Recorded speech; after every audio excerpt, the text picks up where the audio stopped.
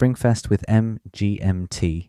Spring came, and I took the bus from the city to the forest where I met up with River at Rashid's house. The spot on the green where MGMT would be playing that late afternoon was less than a 5-minute walk from Rashid's place, an incredible convenience for our pre-gaming plans. Rashid would meet us at the show from some other location with his friends, while River and I consumed green power and caught up, sharing stories of our separate college experiences. I procured a chip of DSL from one of Rashid's friends and planned on connecting an hour before the show. River decided to pass on this offer, but was more than happy for me to go for it. His plan was to consume some DAMA for his second time, a power I had yet to consume, but I heard it could enhance the positive energies of a DSL connection. Those who did such a combo were known to be candy manning, and though I knew combining powers was risky most of the time, I also had done my research and figured that with light doses of the two separate powers I should be able to Candyman just fine. So it was settled. I was to Candyman, and River would consume DAMA only. We got in line to enter the fenced-off concert area on Hip Forest University's green space, and I was pleased by the crowds I saw. It looked much more pseudo-hippie-ish than I expected, but there were still plenty of gems in that rough, I figured. I had connected to DSL about 10 minutes before this, so I started to get jittery. We made it into the show with no problem and sat on the green. We waited for the perfect time to consume the DAMA so that the show would sync with the full effect. This is when we encountered Katya and Tasha, two girls from the same school as River. They visually complemented each other well. Katya, with long curly brown hair, blue eyes, and quite thin, and Tasha a bit shorter with long blonde hair and blue eyes, a bit stockier. They were both reasonably friendly, Katya more so than Tasha, and I didn't really have a clear idea of how well they knew River, because he hadn't explained anything about them. Katya had a frenetic jubilance to her, with a bit of a smoky voice I found endearing. There was a beautiful chaos to her, and I very much so enjoyed the idea of getting to know her better.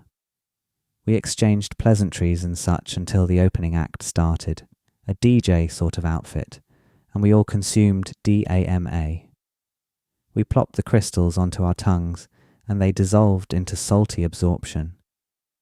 We all started to dance, and I realized how connected the DSL made me feel to the complete strangers around me. Katya threw flirtatious glances left and right, and I was in sheer euphoria. Then I started to feel the fast-acting effects of the DAMA, a powerful empathogen and boundary dissolver. Through one way or another, the dancing progressed into me standing behind Katya as Tasha stood in front of her. Without doing much of anything to assert myself aside from standing there and swaying, Katya assumed a grinding position while she looked back at me. I was initially startled, however quickly that turned to curiosity. She abruptly stopped, turned her gaze away, and touched Tasha's back in front of her. I naively considered it a possible accident on her part, that is, until she did it again and re-stoked me aggressively. Again, she suddenly ceased contact and shifted attention back to Tasha, though she looked over her shoulder with a smile and a wink. Before I knew it, she reached her hand back and shoved it straight down my pants, where she quickly found my full package and gripped it firmly, a borderline vice grip. Understandably shocked by the sexual aggression, however welcome it was, I was in a fictional existence at this point, with unprecedented levels of music and power-induced euphoria. I was gifted an arousing experience without having to do much at all.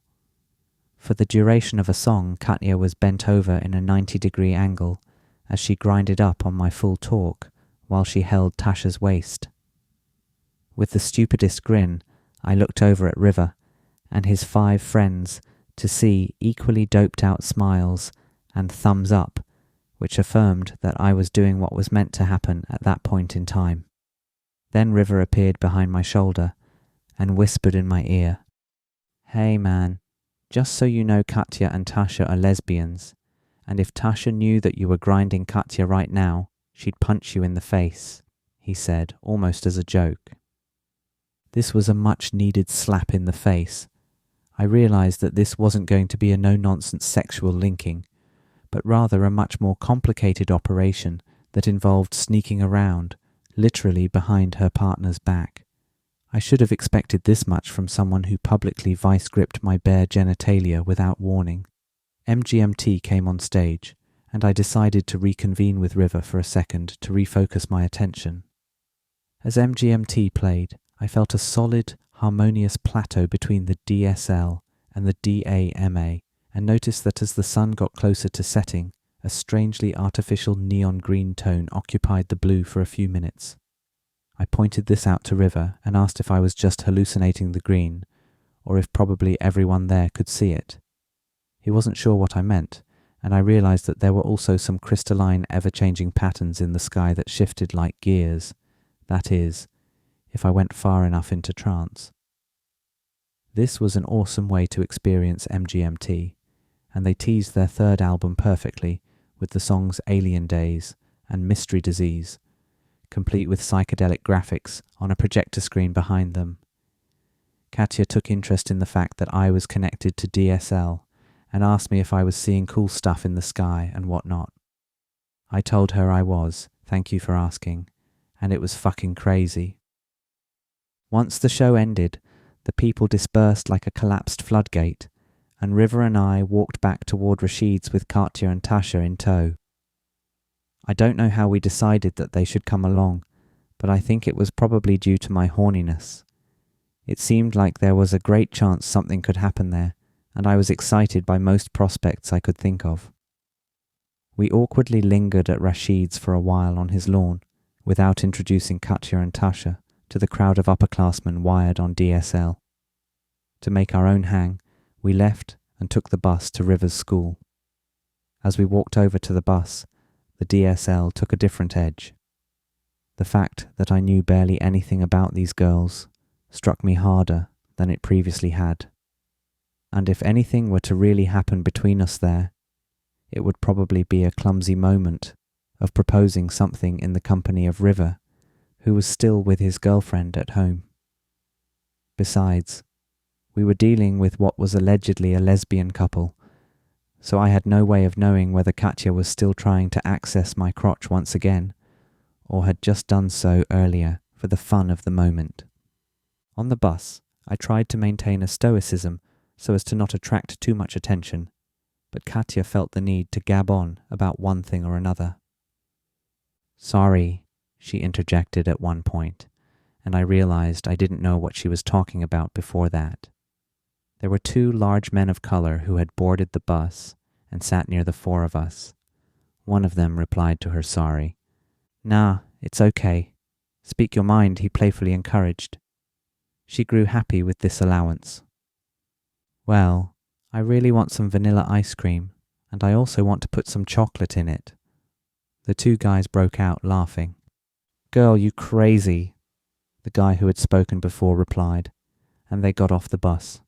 In this moment, I suspected that Katya had just used code on the bus for, "I want to get fucked by a white guy and a black guy at the same time."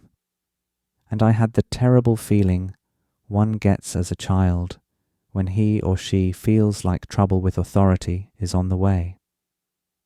I wasn't sure what I had gotten myself into with my sexual intentions, where my excess of carnal energy had led me, nor the price I'd have to pay for catering to those vices.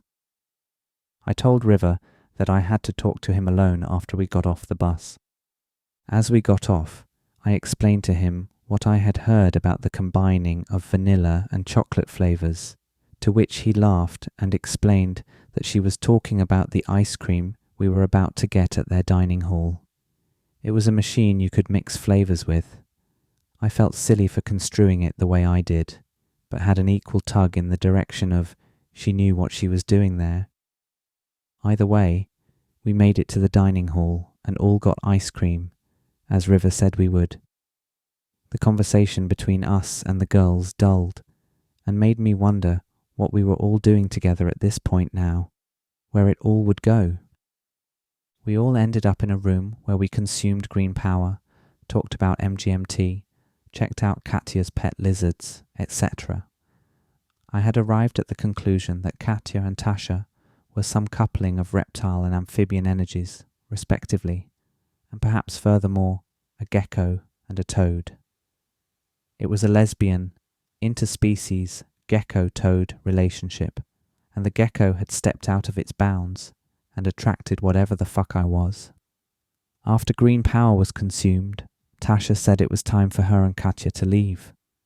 So they left on an anticlimactic note, on a "I just grabbed your junk with no intentions of anything else" note. "What the fuck just happened, dude?" I uttered to River after they left the room. He laughed. "I don't know, man. She's crazy," he said matter-of-factly. The two of us made it back to Rashid's to stay there for the night, where we encountered Rashid's friend Jameson doing candlelit yoga to the music of Sigur Rós. It felt like a nice way to end the experience, to arrive at some peace and tranquility in light of the grand euphoric chaos of the day. I had a hard time sleeping that night, but one thing I knew was that I needed to transfer to the Hip Forest University, because if I could have as exciting of an encounter as I had just had in that one visit, imagine what would happen if I was there 24/7. And so there was the inception of the altered path for my future. I'd leave Hip City College and transfer to Hip Forest University.